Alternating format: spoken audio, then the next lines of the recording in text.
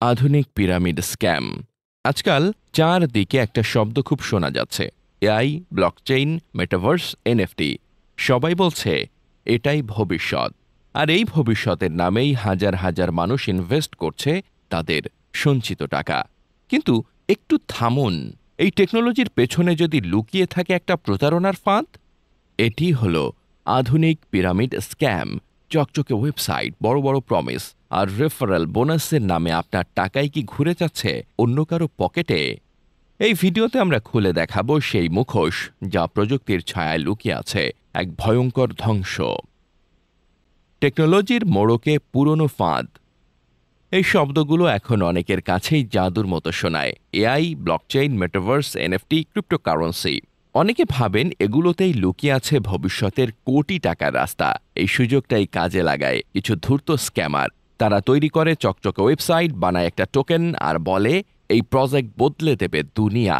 বাস্তবে এগুলো হলো পুরনো পিরামিড স্ক্যাম, কিন্তু নতুন প্রযুক্তির মুখোশ পরে। তাদের ভাষায় এআই ট্রেডিং বট আপনাকে ঘুমের মধ্যেও আয় এনে দেবে। এই ব্লকচেইন প্রজেক্ট 10 গুণ মুনাফা দেবে 6 মাসে। মেটাভার্সে এখনই জমি কিনুন, না হলে পরে পাবেন না। এইসব কৌশলে তারা আপনার টাকা টেনে নেয়।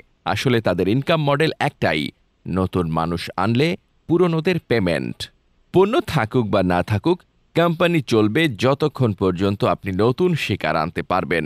এটাই তো পিরামিড। শুধু আগের পিরামিড ছিল গাড়ি বিক্রি, কসমেটিক্স বা ঔষধে। এখন সেটাই হচ্ছে ব্লকচেইন আর টোকেনের মোড়কে। একসময় প্রজেক্ট উধাও, ওয়েবসাইট চলে যায়, টোকেনের দাম পড়ে যায় শূন্যে।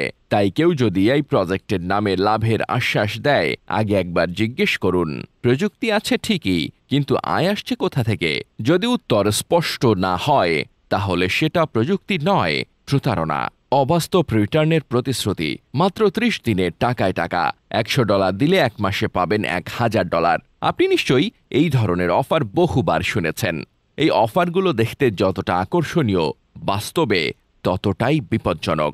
এগুলো হলো প্রতারণার সবচেয়ে পুরনো কৌশল, অবাস্তব লাভের প্রলোভন। এরা বলে আপনাকে কাজ করতে হবে না, এআই ট্রেডিং করবে, আপনার শুধু টাকা দিতে হবে। কিন্তু প্রশ্ন হলো, এই মুনাফা কোথা থেকে আসছে? বাস্তবে এই মুনাফা কোনো প্রকৃত ব্যবসা থেকে আসে না। আপনার $100 থেকে যদি তারা আপনাকে $1000 দিতে পারে, তাহলে তারা নিজেরাই তো কোটিপতি হতো। মূলত তারা নতুন ইনভেস্টরের টাকা দিয়ে আগের লোকদের প্রতিদান দেয়। এটাই আসলে এক ধরনের পঞ্জি স্কিম বা পিরামিড স্ক্যাম।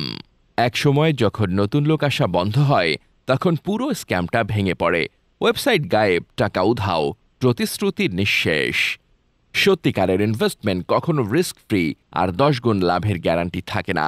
যে অফারটা শুনলেই স্বপ্নের মতো লাগে, সেটা হয়তো দুঃস্বপ্ন হয়ে যাবে। রেফারেল কমিশনই মূল ইনকাম সোর্স। আপনি কি এমন কোনো অ্যাপ বা প্রজেক্ট দেখেছেন? যত বেশি বন্ধু আনবেন, তত বেশি আয় করবেন। সেই আয় আসে না কোনো ব্যবসা থেকে, না কোনো সেবার বিনিময়ে, বরং আপনি যদি অন্যকে নিয়ে আসেন তাহলেই টাকা। এটাই হলো এক ধরনের ছদ্ম ব্যবসা, যার মূল ভিত্তি রেফারেল কমিশন। এই মডেলটি পিরামিড গঠনের মতো।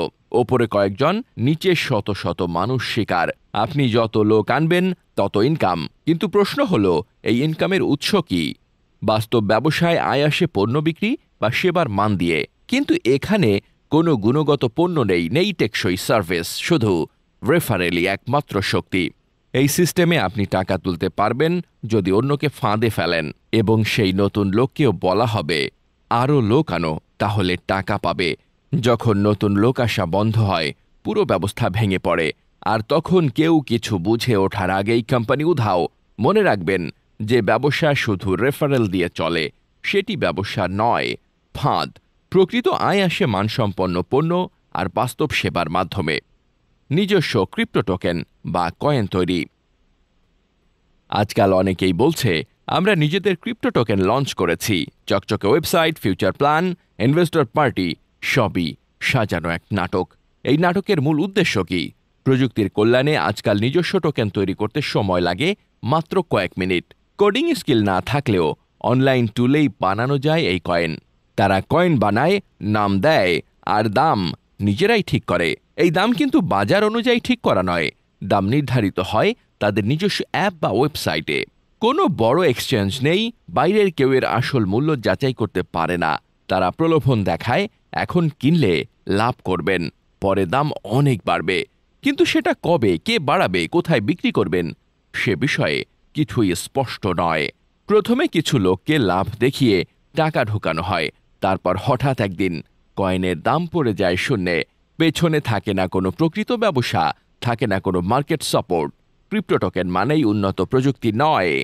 নিজস্ব কয়েন বানিয়ে কেউ যদি শুধু দাম বাড়ায়, আশ্বাস দেয়, তাহলে সেটা ইনভেস্টমেন্ট নয়, সেটা প্রতারণা। ভুয়া কোম্পানি প্রোফাইল, চোখ ধাঁধানো ওয়েবসাইট, দারুণ সব ভিডিও, স্পষ্টভাবে লেখা আমরা বিশ্বের দ্রুততম প্রযুক্তি কোম্পানি, দেখলেই মনে হয় এই কোম্পানি বদলে দেবে ভবিষ্যৎ। কিন্তু আসল প্রশ্ন হলো, এরা কি সত্যি আসল? ওয়েবসাইটে দেওয়া গ্লোবাল হেডকোয়ার্টার খুঁজতে গুগল ম্যাপে গেলে দেখা যায় ওই জায়গায় একটা কফি শপ ছাড়া কিছুই নেই। টিম মেম্বারদের ছবি যেন সিনেমার পোস্টার। আসলে এই ছবিগুলোর অনেকগুলোই বানানো হয় এআই দিয়ে। নাম, পদবি, অভিজ্ঞতা সবই সাজানো কাহিনী। ওয়েবসাইটে দেওয়া ড্যাশবোর্ডও খুব প্রফেশনাল দেখায়। ইনভেস্ট করুন, রিটার্ন দেখুন, লাইভ প্রফিট ট্র্যাকার সবই সেখানে। কিন্তু ভেতরে নেই কোনো বাস্তব সার্ভার, নেই কোনো প্রকৃত বিজনেস অপারেশন। অনেকে প্রথমে মুগ্ধ হয়ে ইনভেস্ট করেন, কিন্তু যখন টাকা তোলার সময় আসে তখন দেখা যায় সার্ভার ডাউন, আপডেট করুন, বা একেবারেই কোনো রেসপন্স নেই। আজকের দিনে ওয়েবসাইট বানানো, অফিস ঠিকানা জাল করা, এমনকি পুরো টিম বানানো যায় এআই দিয়ে। তাই শুধু ঝলক দেখে মুগ্ধ হলে চলবে না, যাচাই করুন কোম্পানি আসল নাকি নকল। আইনগত লাইসেন্স নেই অথচ আন্তর্জাতিক বলে দাবি। ওয়েবসাইটে বড় বড় হরফে লেখা আমরা একটি আন্তর্জাতিকভাবে রেজিস্টার্ড কোম্পানি, আর নিচে লোগো দেওয়া ইউকে, সিঙ্গাপুর, দুবাই, বালিজ, এমন সব দেশের নাম। দেখে মনে হয় যেন বিশ্বের সেরা প্রতিষ্ঠান। কিন্তু আপনি কি জানেন এই নামগুলো সত্য হলেও এর পেছনের রেজিস্ট্রেশন অনেক সময়ই সাধারণ কাগজপত্র জমা দিয়েই অনলাইনে পাওয়া যায়। এর কোনো বৈধ নিয়ন্ত্রক সংস্থার লাইসেন্স নেই। এরা বলে আমরা ইউকের এফসিএ দ্বারা অনুমোদিত, কিন্তু যখন আপনি যাচাই করতে যান সেই রেজিস্ট্রেশন নাম্বার বা কোম্পানির নাম কোথাও খুঁজে পাওয়া যায় না। বেশিরভাগ সাধারণ মানুষ ভাবে আন্তর্জাতিক মানেই নিরাপদ। আজকের দিনে ইন্টারন্যাশনাল রেজিস্ট্রেশন মানেই আইনগত সুরক্ষা নয়। বেশিরভাগ স্ক্যাম কোম্পানি রেজিস্ট্রেশন করে সেসব দেশে যেখানে নিয়ন্ত্রণ ব্যবস্থা খুবই দুর্বল।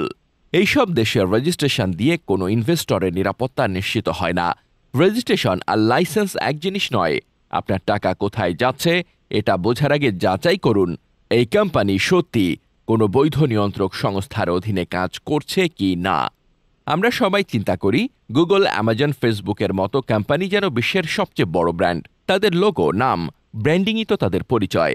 তাই অনেক ফেক প্রজেক্ট তাদের নাম আর লোগো এমন করে বানায় যাতে দেখলেই মনে হয় বিশ্বমানের কোনো কোম্পানি আসছে।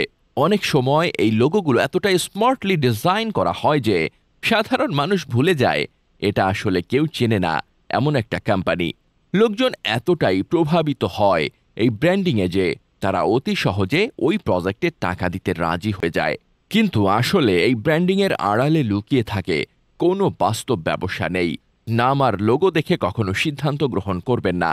স্মার্ট ব্র্যান্ডিং মানেই প্রকৃত সাফল্য নয়, বাজার যাচাই ও কোম্পানির সত্যতা যাচাই করাই সবচেয়ে বড় কাজ।